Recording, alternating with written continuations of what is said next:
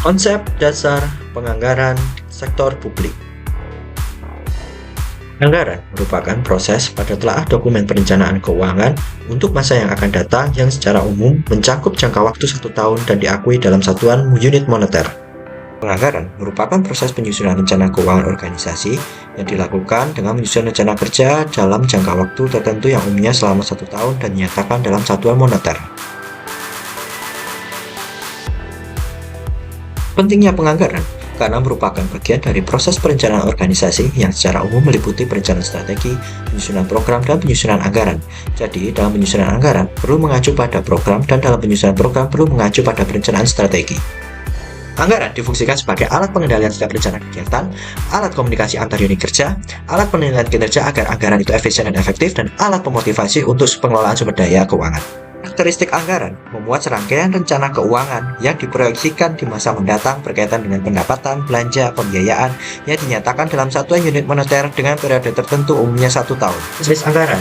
Yang pertama, anggaran disusun berdasarkan dasar penyusunan yang terdiri dari anggaran tetap dan anggaran variabel. Yang kedua, anggaran yang disusun berdasarkan cara penyusunannya yang terdiri dari anggaran periodik dan anggaran kontinu. Yang ketiga, anggaran yang didasarkan dari jangka waktunya terdiri dari anggaran jangka pendek dan anggaran jangka panjang. Yang keempat, anggaran yang disusun menurut bidangnya terdiri dari anggaran operasional dan anggaran keuangan. Kemudian yang kelima, anggaran yang menurut kemampuannya dalam penyusunannya terdiri dari anggaran komprehensif dan anggaran parsial. Kemudian yang terakhir, anggaran yang disusun berdasarkan fungsinya, yaitu anggaran apropriasi dan anggaran berbasis kinerja.